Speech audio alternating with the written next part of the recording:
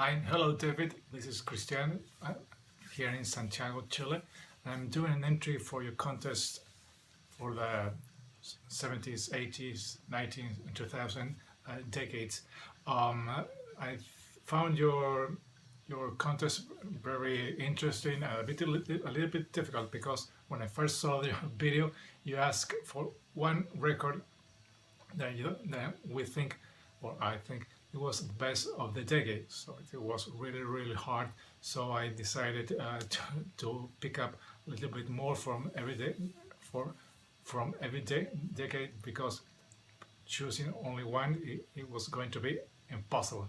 So and lately I was seeing some of the other entries for this contest, and I seen that everyone is taking uh, their their chances on their contest, doing a little bit of stretch, not showing some songs, a little more records. So here's my take on your contest with my choices from every decade you ask for.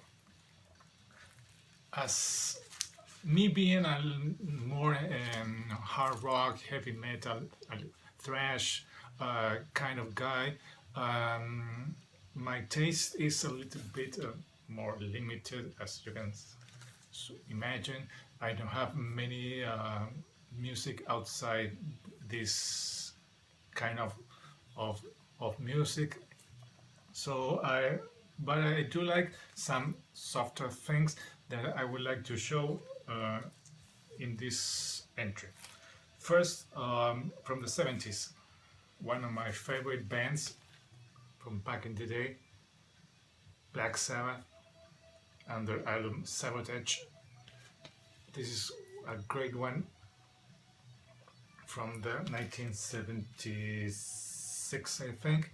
It has great songs like Hole in the Sky, Megalomania, Symptom of the Universe, and other hidden gems like Superstars, Thrill of It All, and The Reed. This is a great album from Black Sabbath. I'm not going. I was going to show the traditional ones, but I decided to show this one because it's an album that you don't see many times in the community show. Sorry about the glare, but this one from the 70s, Black Sabbath, Sabotage. And next one is one of a band that I discovered not when they came out, not in the 80s, mostly late in the 90s, when they were starting to get famous, and now they are, well, all over the place. And I hope they don't get overplayed and they start to saturate people and bother. The band I would like to show is Queen, and a great album, a little bit underrated, Sheer Heart Attack, awesome song. This album is from 1976, I think, also. It has really good songs like Stone Cold Crazy, Brighton Rock, Killer Queen, In the Lap of Gods, and of course Sheer Heart Attack. Great album. I was not going to show A Night at the Opera, or A Night at the Races, or News of the World. They're often that they show them a lot. So I decided to put this one, Queen, Sheer Heart Attack, great record. Please get it. Being a guy that mostly my collection is CDs. I have little vinyls. One of the things I need to get is more vinyl from this band. Is one of my favorite. I only have them on CD, but another one from the 70s is Led Zeppelin, the Untitled one. Well, you all know this record. This is an awesome. This is the latest reissue with the second disc, with the outtakes from this session. I hope that's the last one, because I don't know how many times they will reissue these albums. But this is a great album. Led Zeppelin. Those are my three albums from the 70s. Now we go to the 80s, my decade. Um, I started listening to music, I think, with my own taste around 82, 83, when one day my brother came home with a cassette, a mixtape of with a Sony cassette, a 60-minute Sony cassette. I remember clearly, and on the cover he has someone has cut from a newspaper the photo of the singer of the band and put it there. So he put the cassette there on the boombox, press play, and never look back. That was the day I decided that was my kind of music, that was my band, and they are these guys, Iron Maiden. This is the album that he played to me in that mixed on that recorded cassette. It was not the original cassette, nothing like that. But when I listened to the first song, Invaders, I said, this is me. This is where I'm going to start listening to music, and I never look back. Still to this day, this is my favorite band. It's the band that I've seen the most time, 7 times here in Santiago, Chile. I have almost all their main studio albums. I'm only missing, I think, a couple of them. I don't have all the albums on vinyl. This is a reissue that I grabbed a couple of months ago. It's really cheap, so I think I will try to get more of this. But Iron Maiden, 1982. Another one from the 80s. This is the other kind of music that I like very much, and it's a very iconic record from them, Kill 'Em All. I bought this record many years ago when I was, I think, on a trip to another country, and I picked it up fairly cheap. It doesn't have the inner, the original inner has kind of a copy, but the record is really good. It's an old Megaforce record, and they are Metallica. But you don't need nothing more to say. One of my favorite bands, and one of my favorite styles of music. Trash, power, I don't know. I know today they don't play that kind of music. They don't make that kind of music. But they made this album, and this album set the blueprint for all of the rest of the bands. And this is the other band that I would like to display from the 80s, Metallica. And the last album from the 80s is one of my favorite bands, one of my favorite other styles of music, and in the rock world is hard rock. Commonly it's said as glam, hair metal, but to me it's hard rock, and it's good music.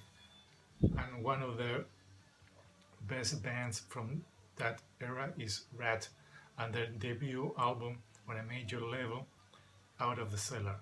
Awesome record, awesome songs, a 10 out of 10. You need nothing more to say about this record. Rat. And that's my final album of the 80s. I could easily pick three more albums from another styles, from another bands, but I like to keep it short and don't get too many. Then comes the 90s. The 90s was started to get a little bit difficult for me, because all of my heroes from the 80s, they were kind of being left apart from the new kind of music that was appearing in that era. A lot of alternative grunge, etc., made it quite difficult for my bands from the 80s to survive that period. But some good music came in the 90s, and as I said, I started picking up music mostly on CDs. But I would like to show from that period one band that came from the 80s and is still making, I think, their best album, and it's Megadeth, Rust in Peace. By many of Megadeth fans, this is their best album and one of the best lineups with well, of course Mustaine, Ellefson, but Nick Menza and Marty Friedman. Awesome record. I had the chance of seeing them like many times here in Santiago, and they still deliver good music. So from the 90s, 1990 actually, Megadeth, Rust in Peace. Next, when this album came out, it was like some breeze of fresh air was appearing in the music scene from a place that not many bands had come from, and it's the Black Crowes and their debut Shake Your Money Maker.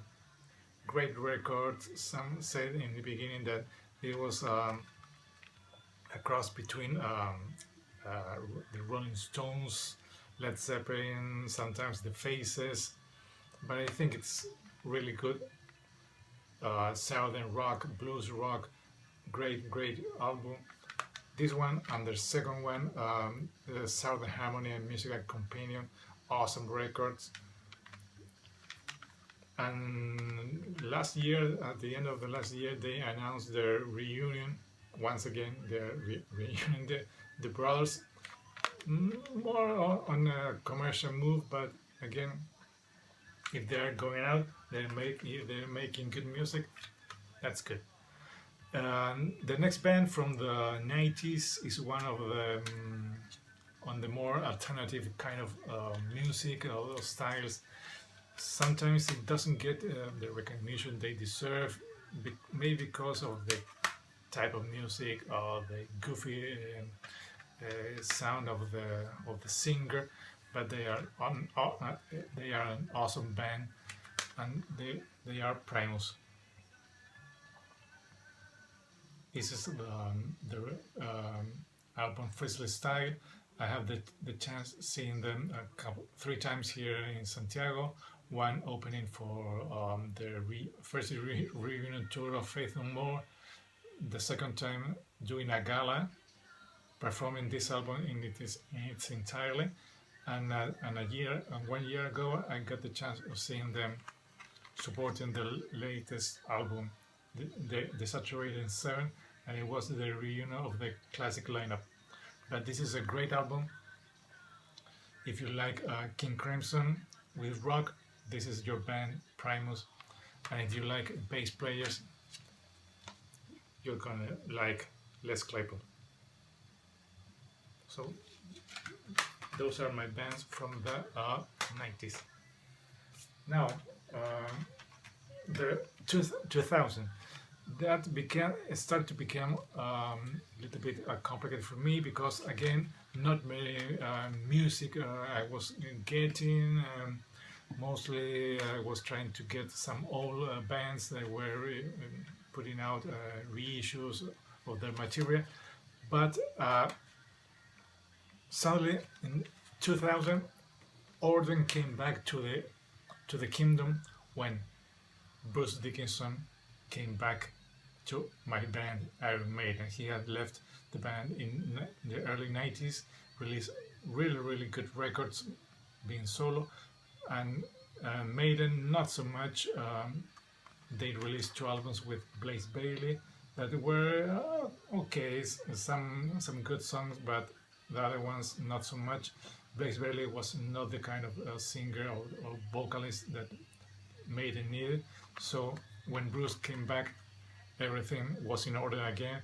Also, he came back with Adrian Smith, and they put out this great record, Brave New World.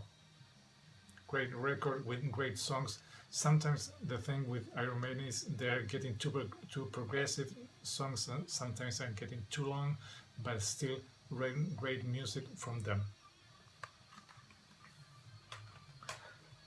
Then I'm going to show two bands that don't get many support, or they don't get appreciation they deserve sometimes here in the community.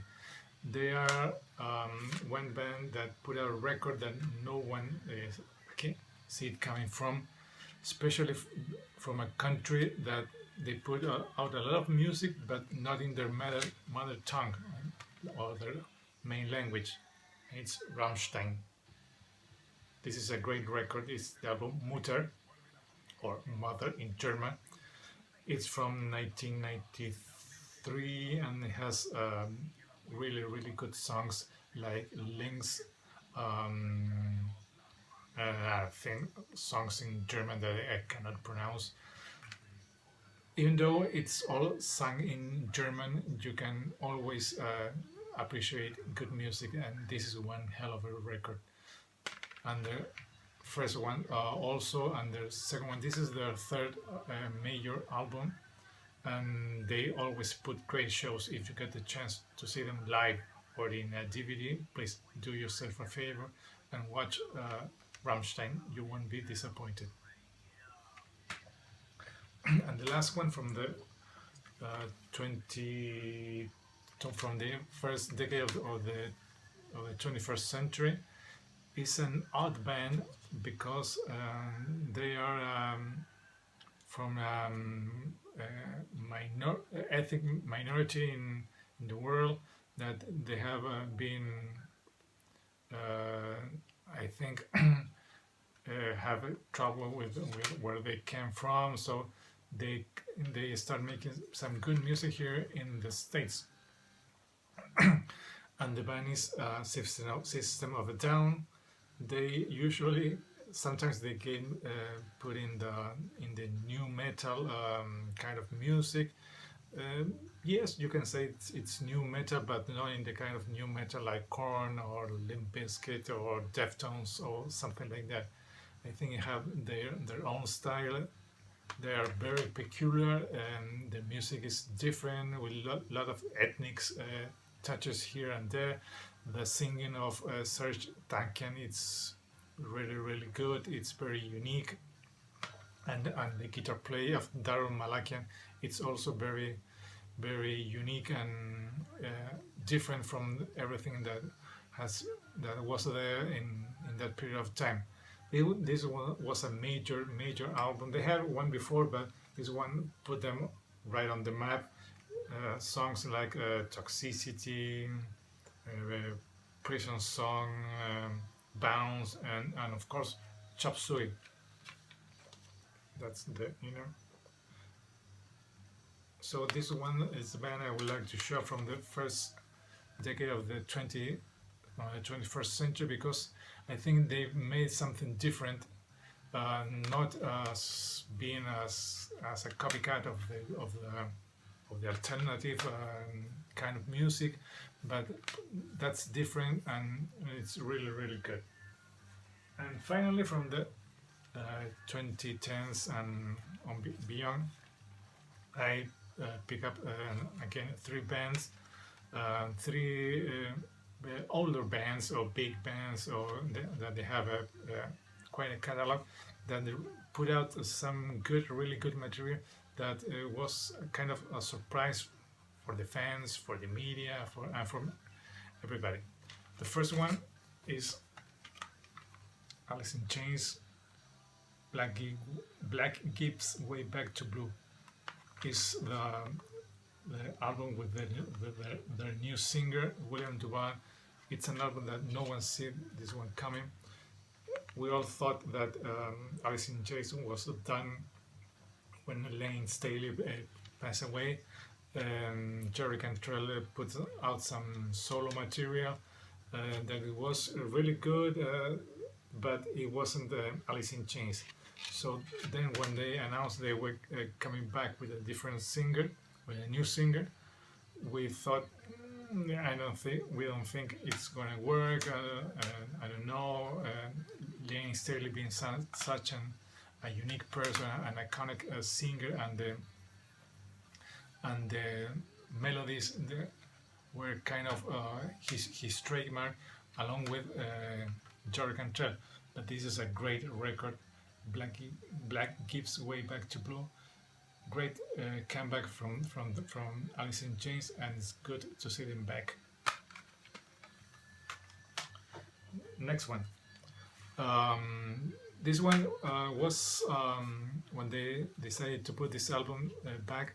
We thought, well, let's see how it goes. They are an iconic band. I already showed another album from this band, but this is their last album from them. They say they won't be, they are done. They won't be playing anymore or making some albums. This is Black Sabbath and their album 13. This is the last studio album they made with original material. Tony Iommi, Ozzy Osbourne, and Geezer Butler. The only band member that was missing was Bill Ward, because they have some legal issues, the unsignable contract and stuff like that. But this is a really good album from one of the godfathers of heavy metal, hard rock, or everything. And this is one I would like to show because this is the last album, the final of their legacy. And finally, another band that came back with a really good album in 2018. They have put out some good records in the last years, but this was a solid return in form to the classic sound, and it's Judas Priest and Firepower. It's the last album they have put out, the last studio album, with almost all the original members, not the original members, but with classic duo guitars. The only one that's missing is KK Downey, because he left the band many years ago, and it was the last album, and it's the last album with Glenn Tipton. And as you may know, he has been diagnosed with Parkinson's, and that's been such an awful disease. We don't know what's going to happen with Priest in the near future. I have read a couple of days ago that they were starting to write some new material for the next album. So let's see how that works out, and who's going to play live right now with the band. And they are, I think this year they are embarking on their 50th anniversary tour, and let's see what they have planned out to do to celebrate that milestone in their career. So I think that's it. That's 23 minutes. That's a long video. So David, congratulations again on your contest. I hope this is a good one, and I hope to see you soon. Bye bye. This is Christian saying goodbye.